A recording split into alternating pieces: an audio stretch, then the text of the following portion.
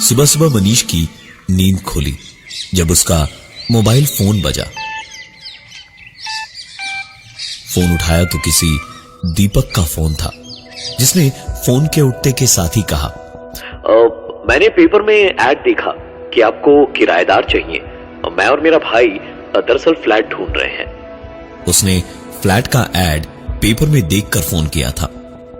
मनीष ने बताया कि वो करीबन 6 महीने से रह रहा है यहां और मकान मालिक बाहर रहते हैं। उसी के ब्रोकर ने बाकी के दोनों कमरों के लिए ऐड दिया है।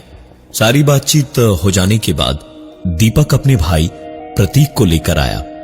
फ्लैट अच्छा लगा तो ब्रोकर को पेमेंट भी कर दिया और अपने भाई प्रतीक के साथ शिफ्ट हो गया अपने इस नए घर में।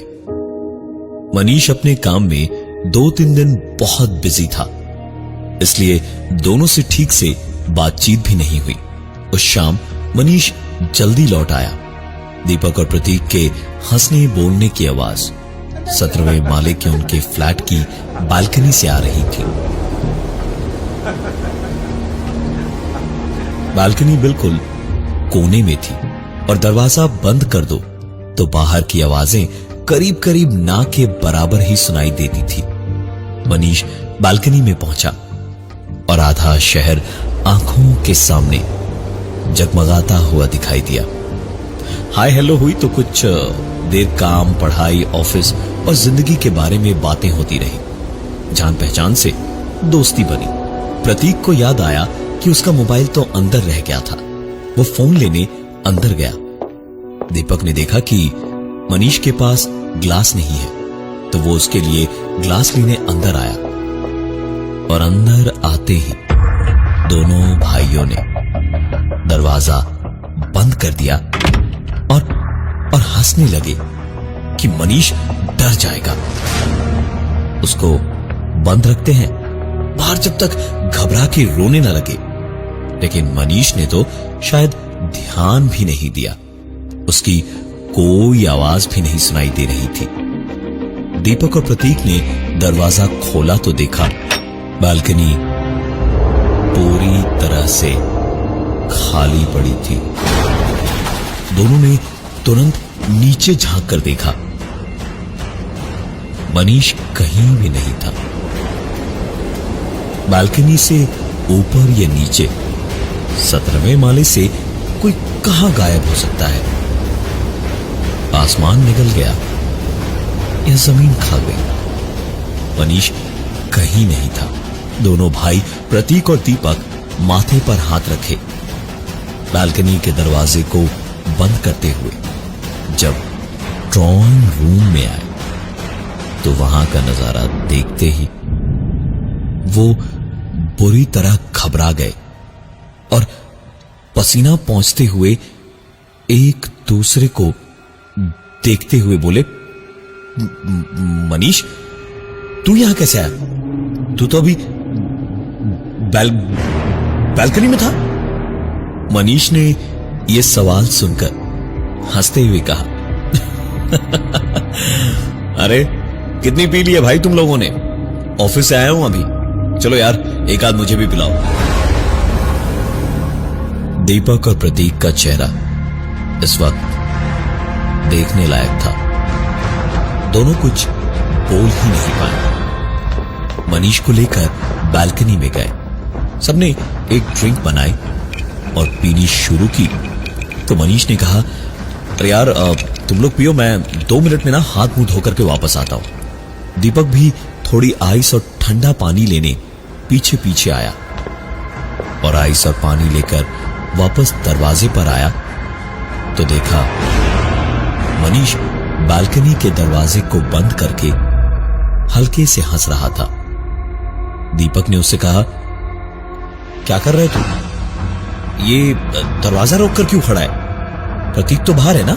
मनीष ने एकदम से पलटकर अजीब सी डरावनी मुस्कुराहट चेहरे पर लिए हुए कहा, अभी जब तुम दोनों ने मुझे बंद कर दिया था तब तो बड़ी हंसी आ रही थी। अपना भाई बंद हुआ तो बहुत दिक्कत हो रही है, हाँ? मनीष की बात सुनकर दीपक बिल्कुल हाथ में पकड़ी बर्फ की तरह जम गया और उसने हकलाते हुए कहा,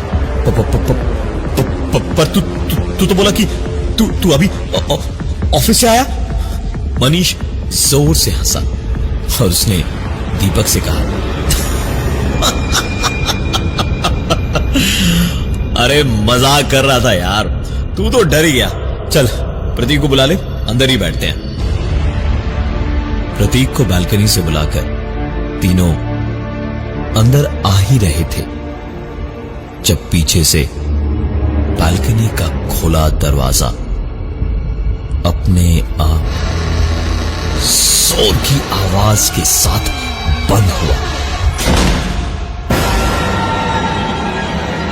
और किसी के रोने की आवाज तीनों को साफ साफ सुनाई देने लगी।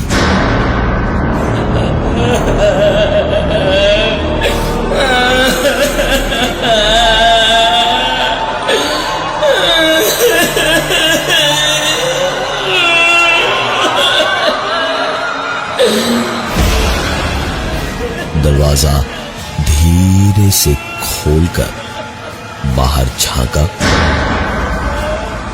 तो दिल में घबराहट भरी थी। पता नहीं क्या दिखेगा, लेकिन दरवाजा खोलते ही तीनों ने देखा बाहर कोई नहीं था। तीनों अंदर वापस आए।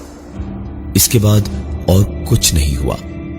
अगली सुबह मनीष जल्दी ऑफिस चला गया और शाम को लौटा तो दीपक और प्रतीक अपने कमरे में ही थे। मनीष फ्रेश होकर आया और दरवाजे से ही बोला, अरे तुम दोनों कभी तो कमरे से निकलो, तुम दोनों के अलावा भी लोग हैं दुनिया में। दोनों हंसे और वापस अपनी बातों में लग गए। मनीष नहा धोकर टीवी ऑन करके बैठा कि सुकून से थोड़ा टीवी देखेगा और उसके बाद खाना खाकर सो जाएगा। टीवी पे कुछ अच्छा नहीं दिखा तो गाने ही चलाकर बैठ गया। बैठे बैठे गाना सुनते सुनते अचानक टीवी पर आता गाना रुक गया और मनीष का सोफा जोर जोर से हिला और किसी ने सोफे को पीछे घसीटा। मनीष हड़बड़ाकर सोफे से उछल के उठा और बोला, तुम दोनों भाई भी यार। लेकिन अपनी बात मनीष पूरी नहीं कर पाया क्योंकि पीछे कोई नहीं था।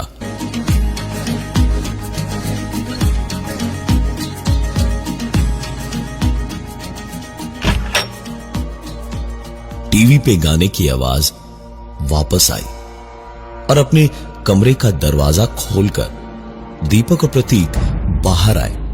प्रतीक ने पूछा, क्या हुआ भाई, तू चिल्ला क्यों रहा था? मनीष ने जब बताया कि उसे लगा जैसे सोफे को उन दोनों ने पीछे से खींचा है, तो प्रतीक ने कहा, यार हम तो तेरे सामने ही निकले हैं, कहीं इस घर में कुछ गड़बड़ तो नहीं? मेरे ख्याल से ना तू सो जा, जागता रहेगा तो और परेशान होगा, कोई दिक्कत हो तो हमें आवाज दे देना। मनीष अपने कमरे में गया तो लैपटॉप निकालकर इंटरनेट सर्फ करने लगा। इंटरनेट पे ही उसने ऐसे वाकये ढूंढे जहां लोगों ने अपनी आप बीती लिखी थी।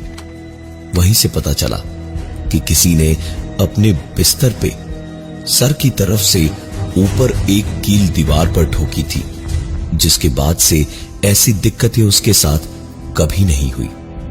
मनीष ने तुरंत टूल बॉक्स निकाला, एक लंबी कील निकाली और लगा हथौड़ी से उसके सर के ऊपर दीवार में ठोकने। कील दीवार में ठोककर मनीष टूल बॉक्स रख के बाथरूम में हाथ धोने गया और हाथ धोते धोते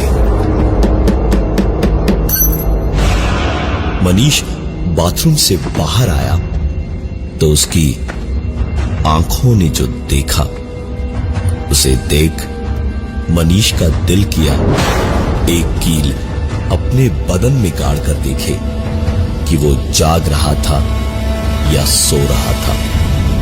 उसके सामने दीवार में ठोकी हुई उसकी वो कील जमीन पर पड़ी थी और दीवार से वो पूरी की पूरी ईंट ही निकली हुई थी। और दीवार से ईंट निकली हुई थी। मनीष किसी तस्वीर की तरह वहीं खड़ा खड़ा देखता रहा। हैरानी इतनी थी कि हिलना तो दूर, पलके भी नहीं झपका पा रहा था। मनीष एक कदम बढ़ा ही था जब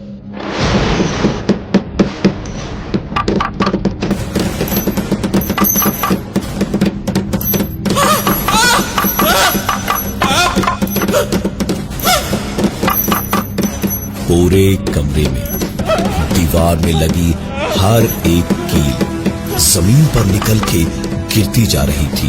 हर वो ईंट जिनमें कीलें धंसी थी, वो सारी भी दीवार से नीचे एक एक करके गिरती जा रही थी।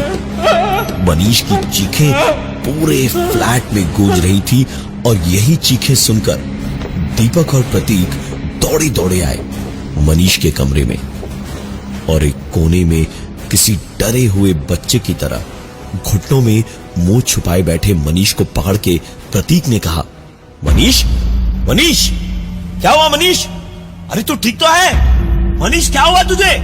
मनीष किसी बच्चे की तरह रोता हुआ अपना देखा हुआ कुछ बताता, उससे पहले ही सामने के नजारे ने उसे और भी ज्यादा परेशान कर दिया, क्योंकि जिस फर्श पे सीमेंट, ईंटें और कीलें होनी चाहिए थी, वो पूरा फर्श बिल्कुल साफ सुथरा था।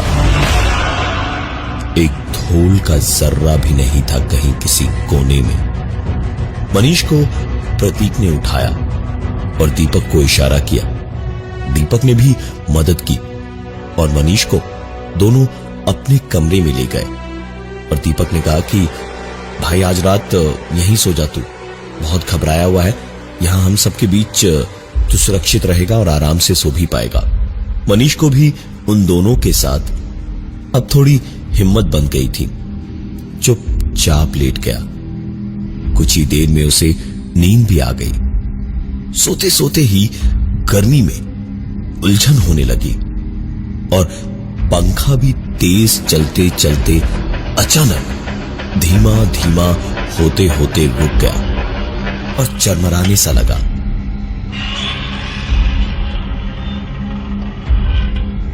मनीष एकदम से उठा तो अंधेरे में उसके माथे से कुछ टकराया।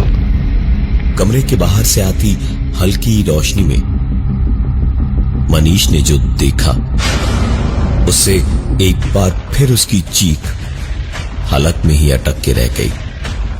पंखे से एक लाश लटक रही थी, जिसके पैरों से मनीष का सर टकराया था। मनीष ने आंखें मलकर वापस ऊपर देखा तो लाश वहां नहीं थी। मनीष उठकर पानी पीने गया और पानी पीते पीते ही उसने सुना, इस बार क्या दिखेगा? यही सोचता हुआ मनीष किचन में गया तो आज पहली बार सामने कुछ ऐसा दिखा जिससे उसे डर नहीं लगा बल्कि राहत मिली। सामने प्रतीक था। मनीष को देखकर उसने पूछा तो मनीष ने उसे पंखे से लटकती लाश के बारे में बताया। प्रतीक भी समझ ही रहा था कि इतनी देर से इतना कुछ हो रहा था तो मनीष का हाल ऐसा होना ही था। उसने एकदम से बोला, चल मनीष, बालकनी में एक सुट्टा मार के आते हैं। मनीष भी मान गया। दोनों गए और मनीष ने एक सिगरेट जला के एक कश ही मारा था जब प्रतीक ने अचानक गर्दन से मनीष को पकड़ा और बालकनी से बाहर हवा में ऐसा लटका दिया जैसे कोई रोई का पुतला था मनीष।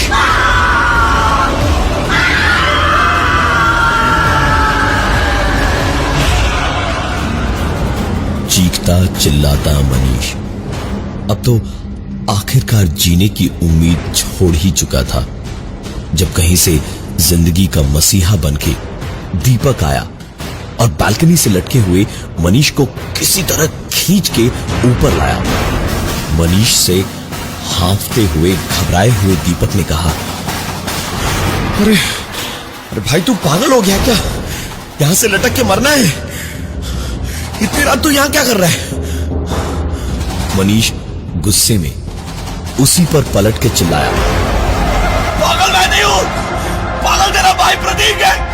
उसी ने मुझे मारने की कोशिश की है। हमारा भाई ये सब कर रहा है। उसी ने मुझे मारने की कोशिश की है। प्रतीक ने, प्रतीक ने, प्रतीक ने। दीपक इस बात पे बुरी तरह से बिफर पड़ा और गुस्से में दांत पीसते हुए उसने कहा, साले तू पागल ही हो गया है। ये देख प्रतीक सो रहा है वहां पर। एक बार फिर से चौंकने की बारी मनीष की ही थी क्योंकि प्रतीक गहरी नींद में कमरे में सो रहा था। मनीष चुपचाप वहां से अपने कमरे में चला गया और उसने दरवाजे को बंद कर दिया। दीपक ने भी जब देखा कि किसी भी कमरे में सोए दिक्कतें कहीं भी हो सकती हैं, उसने भी कुछ कहा नहीं। मनीष अपने कमरे में जाके लेटा तो नजर दीवार पर उसी की लगाई उस कील पर गई। अभी तक हुए इतने सब हादसों से मनीष जैसे खुद से ही परेशान हो गया था। मन ही मन उसने खुद से कहा, जब से ये कील ठोकी है तभी से दिक्कतें शुरू हुई है। अभी निकाल के बाहर करता हूं इसे। मनीष ने प्लायर्स निकाले और कील निकालने को जैसे ही आगे बढ़ा तो एक आवाज गूंजी,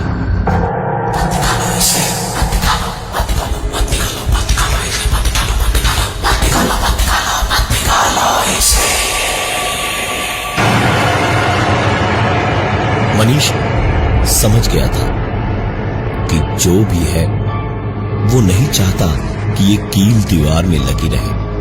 मनीष लगा कील को खींचकर दीवार से बाहर निकालने की कोशिश में।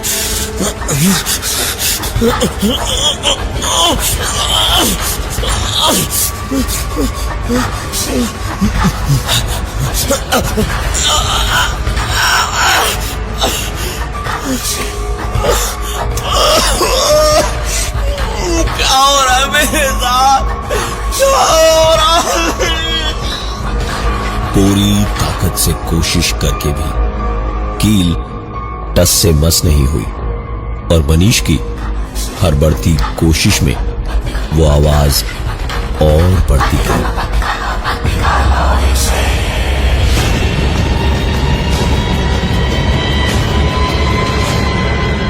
मनीष ने हार के हथौड़ी वापस उठाई और उसी से मार मार के अब कील निकालता वो, लेकिन पहला वार करते ही मत निकालो इसे खाना। मनीष एक के बाद एक हथौड़ी से मारता गया।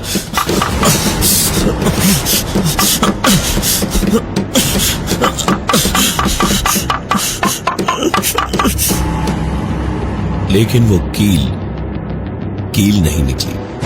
मनीष थक हार के नीचे उतरा और बैठ गया।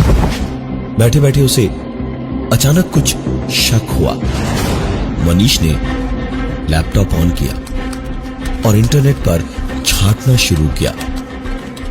जैसे ही उसने दीपक और प्रतीक एक साथ लिखकर सर्च किया, उसकी आंखें रिपोर्ट पढ़ के फटी की फटी रह गई। अब मनीष को सब समझ आ रहा था। तो तेरे सामने ही निकले हैं, कहीं घर में कुछ गड़बड़ तो नहीं? चल मनीष, बालकनी में एक सुट्टा मार के। दीपक और प्रतीक दोनों भाई तो थे, लेकिन प्रतीक 4 साल पहले मर चुका था। मनीष ये सारी बातें अपने लैपटॉप पे पढ़ ही रहा था जब उसे अपने ठीक पीछे किसी की गर्म सांसों का एहसास हुआ। इससे पहले कि मनीष पलटकर देखता कि उसके पीछे कौन है,